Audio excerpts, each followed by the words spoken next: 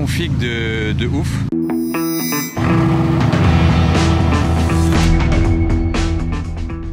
Hello everybody, this is Fipe, j'espère que vous allez bien les amis, on se retrouve pour une belle journée à Monaco, il fait très beau aujourd'hui.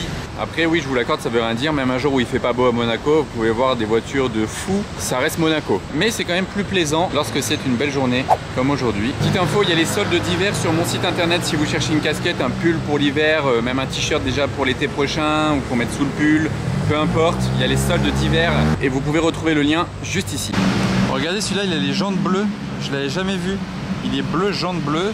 Bon, c'était absolument nul pour le filmer de cette manière. Je pense qu'on a très mal vu, mais les jantes sont bleues comme la peinture de la voiture.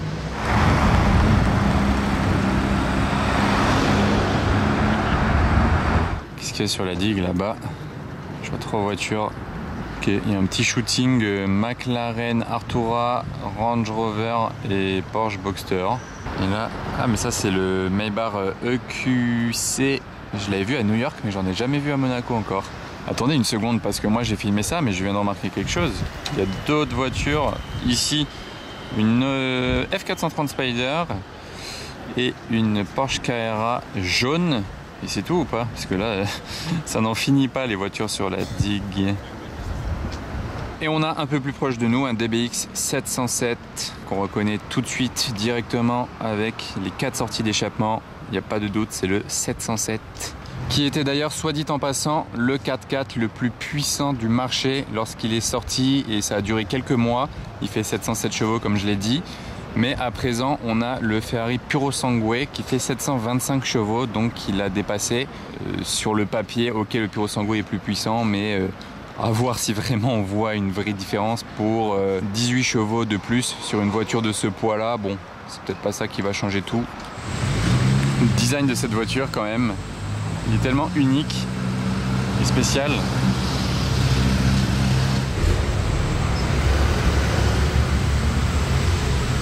Il y en a dans tous les sens, pour tous les goûts.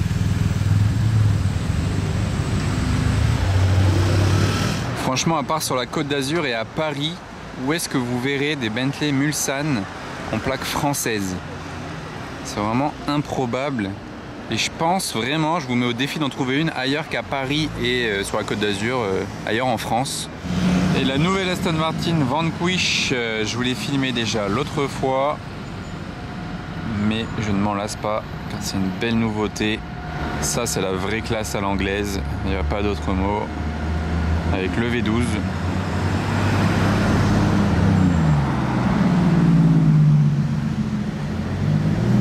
Il va se garer par là-bas, on a l'impression, non? Je vais aller voir. Effectivement, alors un Classe G, un Bentayga, la Vanquish, un X6M. Ils ont changé les jantes, vous voyez, c'est pas les mêmes que lorsque j'avais filmé la voiture devant la concession Aston Martin. Ça c'est le véhicule démo de la concession Aston Martin, mais elle avait pas les jantes définitives lorsqu'elle est arrivée à Monaco. Et là ils lui ont mis les vraies jantes qui vont bien, qui devaient être sur la voiture. Elles sont plus diamantées, elles sont très sympas, très agressives. Et elles vont bien avec les chromes de la voiture en fait. Parce que là il y a le chrome ici et je vous avais filmé les échappants en titane chromés comme ça. Et je trouve justement que ça va mieux maintenant. La dernière fois c'était pas pareil. On a de l'anglaise là, donc on a une Rolls Phantom 8 qui est en train d'essayer de faire demi-tour, mais elle est tellement énorme que pour s'insérer c'est compliqué. Mais on a surtout une DB9 qui descend aussi. Voilà, c'est un peu compliqué. Alors, voilà. L'énorme Phantom 8 doit s'insérer. Regardez la taille.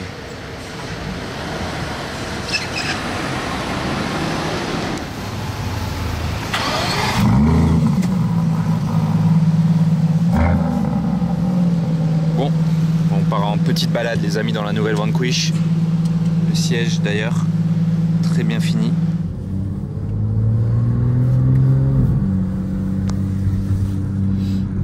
On se sent très bien à bord et beaucoup d'espace, beaucoup de carbone mat ici.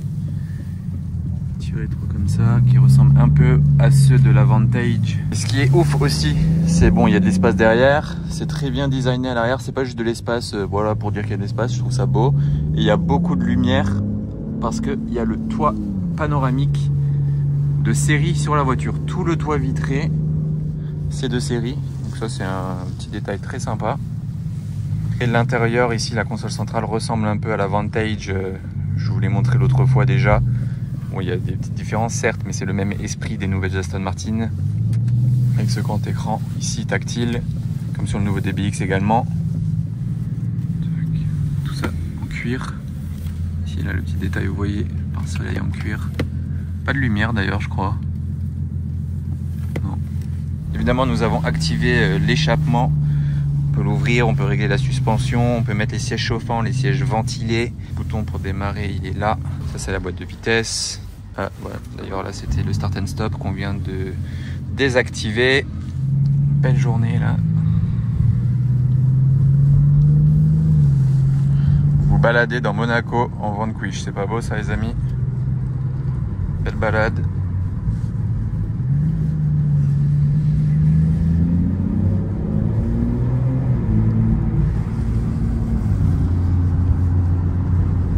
L'éclairage d'ambiance est bleu, mais ça peut se régler. Vous avez toutes les couleurs, comme sur la Vantage. Mais il y en a plus que sur la Vantage. C'est des petits détails sur la Vantage. Là, c'est vraiment, il y a cette ligne là, toute la longueur. Ici, c'est toujours sympa ces petits détails qui font la différence.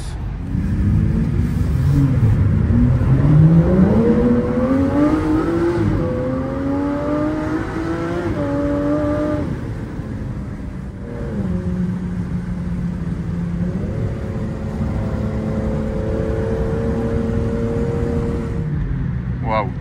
Carrément, mon oreille s'est bouchée. 835 chevaux, sachant que la Vantage en fait 665. Je trouvais déjà que la Vantage marchait très fort, hein. Mais alors là, ok, cette voiture est plus lourde parce qu'elle est plus grosse, mais on sent quand même qu'il y a plus de puissance. Pas une accélération, c'était un décollage vers une autre planète.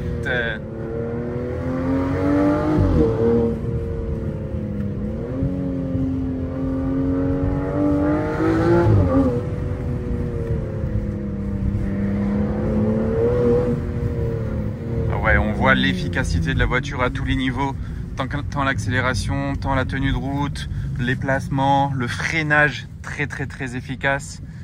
On sent que la voiture, vraiment, vous la mettez où vous voulez.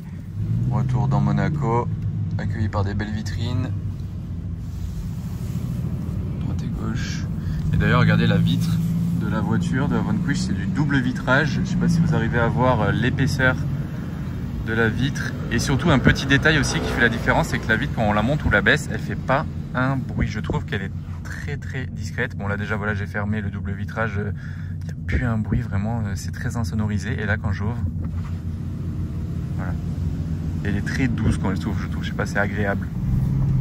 Retour à l'hôtel Hermitage, Artura et la LaFerrari tout là-bas, étanche ici. Vous demandez la boîte à gants, regardez, petit bouton, hop. On arrive place du Casino. Ah d'accord, oui, ça gonfle des pneus de vélo à côté de CRS6. Rien qui va. Il n'y a pas un chat. Allez, bah merci à Aston Martin Monaco une fois de plus pour la belle balade. Oh, j'étais pas pris le combo. Avec la Vantage qui s'est rajoutée juste derrière. Oh, le timing. On se rend bien compte quand même de la taille de tout ça quand on voit les deux personnes debout là-bas devant les escaliers. On voit bien le gabarit du truc. Vous voyez là les gens. C'est quand même vraiment imposant hein, ce qu'ils ont fait. Waouh. Je reviens sur Maréterra quelques secondes parce que la dernière fois je vous ai pas montré quelque chose. Bon déjà là il y a ça ici qui bouge un peu avec le vent. Ok. Mais c'est pas ça que je voulais vous montrer, non. Ce que je vais vous montrer, ça se trouve là-bas de l'autre côté des restaurants. Comme c'est très calme là depuis 1 ou 2 heures, je me dis bon vas-y, quitte à rien filmer, je vais aller filmer quand même quelque chose que j'avais pas filmé la dernière fois parce que j'avais pas fait gaffe. Ouais, ça vous d'arriver face à la mer comme ça ici, là c'est beau. Il fait vraiment beau aujourd'hui. Ça se trouve juste à gauche après les escaliers. Voilà, donc j'ai entendu dire qu'il y avait une salle de méditation ouverte à tous. Donc je vais aller me ressourcer avec vous les amis. On verra si ça passe à travers votre écran. C'est ici, voilà, vous pouvez pas le louper. Alors voilà, je suis dedans. Ça fait vraiment très bizarre. Je sais pas si vous aimez bien ce genre de pierre, si vous êtes dans ce genre de délire là. Mais là voilà, il y a un petit peu de lumière qui passe à travers ça. Juste au-dessus, il y a un puits de lumière également de l'extérieur. Et voilà, c'est une pièce comme ça. Vous pouvez rentrer dedans, vous poser et respirer et inspirer toutes ces bonnes ondes tout autour de vous. Voilà, littéralement, il y a ça tout autour. Je vous fais un petit point de vue de près. Et c'est des pierres. Je sais pas ce que c'est comme pierre, mais c'est libre d'accès. Donc ça, c'est vraiment que à Monaco, je pense qu'on peut voir ça. Et ce n'est pas tout. Je vais continuer par là et je ressortirai du Larvoto et je continuerai mon car spotting par là-bas. Mais sur mon chemin, je vais vous montrer une autre salle que vous pouvez visiter. Et pour se ressourcer, il y a une deuxième pièce avec aussi ça devant, donc comme ça vous pouvez pas la louper. C'est ouvert ici, il y a marqué quoi? Grotte bleue. Qu'est-ce qui se passe là-dedans à votre avis? Pour entrer là dans ce couloir sombre, vous ouvrez cette porte.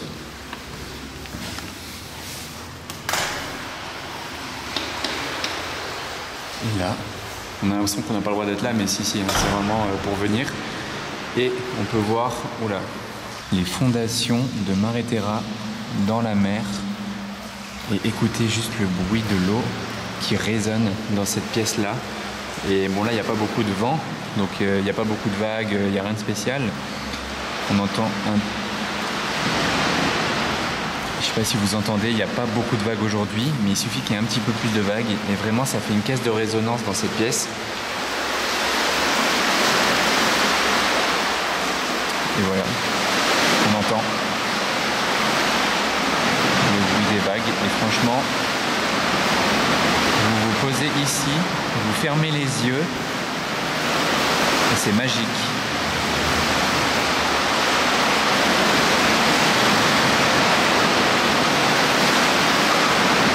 L'effet est vraiment décuplé par la caisse de résonance de cette pièce. Il n'y a pas beaucoup de lumière, hein, faut pas avoir peur. Et vous ressortez par là. Wow! Qu'est-ce qui arrive tout là-bas? Juste mon grand zoom. Ferrari SF90 XX, verte bande jaune. Une nouvelle SF à Monaco.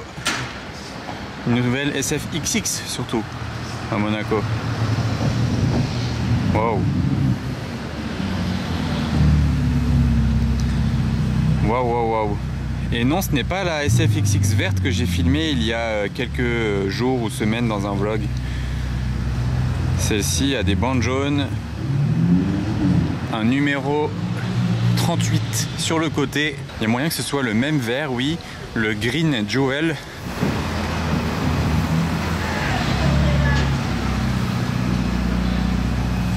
Je sais pas, il me paraît un peu plus clair le vert, non? Alors que pensez-vous de cette config, les amis, qui est vraiment originale? En tout cas, ça, il n'y a pas de doute.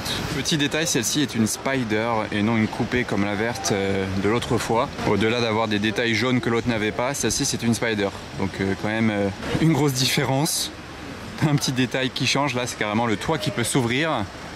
Toit noir d'ailleurs, intérieur les détails jaunes qui vont bien avec l'extérieur, carrément même les ceintures jaunes.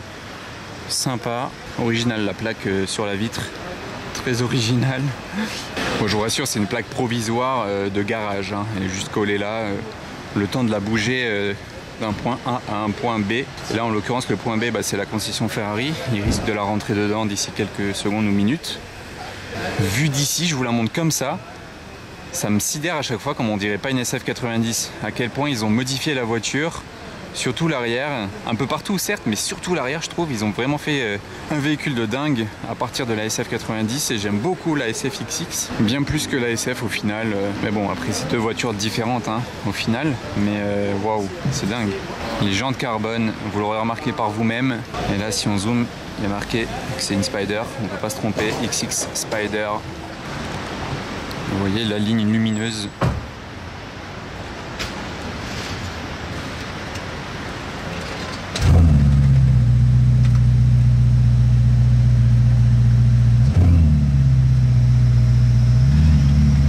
Bon, c'est sûr qu'on va pas l'entendre là, mais vous voyez la ligne d'échappement a été complètement revue par rapport à une SF90 normale.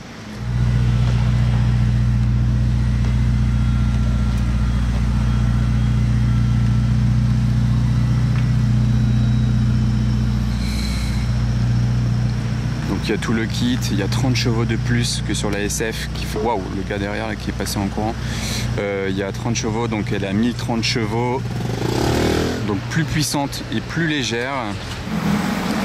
On passe du thème Ferrari au thème Lambo avec une Revuelto du Koweït.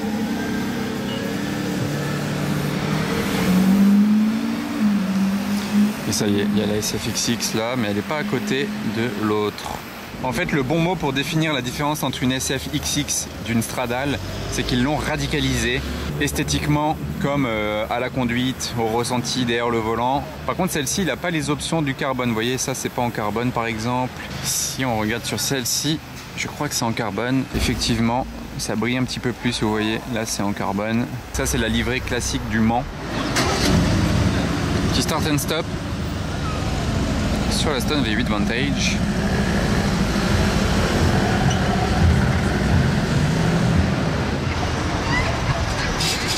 Ah, il y a des voitures de tous les côtés, il faut avoir l'œil, hein. Je sais que cette M3 va plaire à beaucoup d'entre vous. Très clean.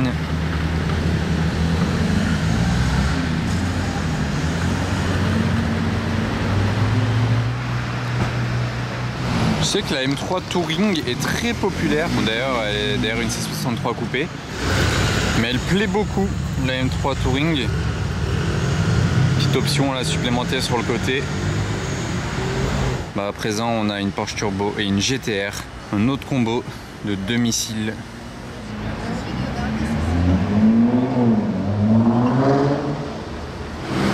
C'est pas simple à voir, mais elle est violette, cette Porsche Turbo.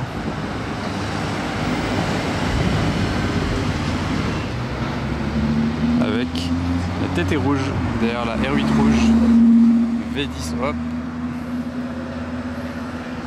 Et toujours garder un œil de ce côté là aussi, parce que regardez, on a une paire de GT3 Touring. Dommage, elles sont pas vraiment côte à côte, mais on les a quand même sur le même plan. Une garée en avant et l'autre en arrière en plus. Donc là, la noire, liseré rouge, il y a un toit carbone et une autre là-bas.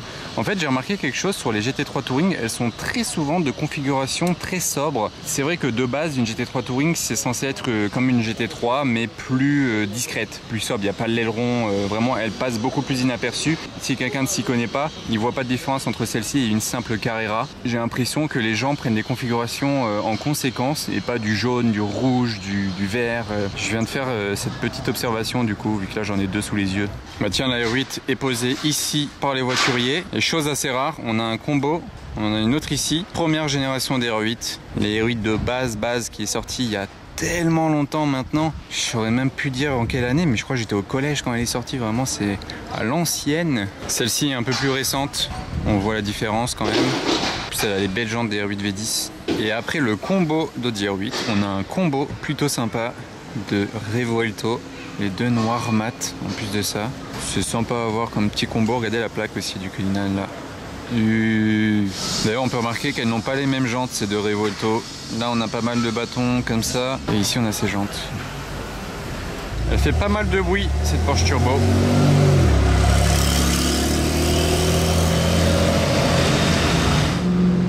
À Monaco, un Urus peut toujours en cacher un autre. Comparer un peu la taille de ces deux Porsche Carrera. Mes voitures grossissent avec le temps.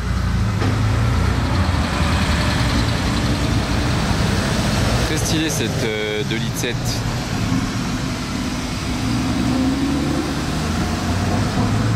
Et lui là, ce Cullinan, vous voyez, il a un marchepied en option. C'est assez rare sur les Cullinan. Bon, ça c'est pas courant comme wrap sur une classe C. Mais elle est suivie d'une pista, ça c'est un peu plus courant à voir à Monaco quand même.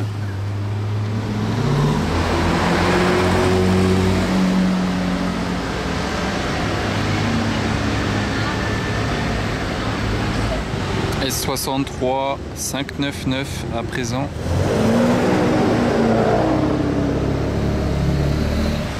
C'est quoi ça là-bas? Attendez. C'était quoi ça? Plaque ukrainienne je crois.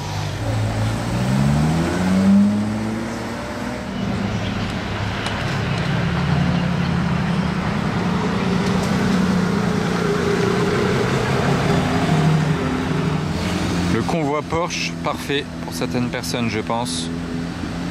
Avec le nouveau Cayenne devant, hein. C'est le restylé.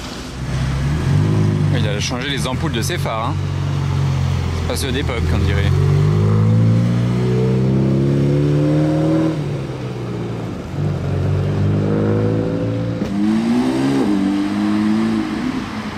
Regardez cette Roma Spider jante Novitec verte. Elle est sublime, celle-ci. Intérieur tan.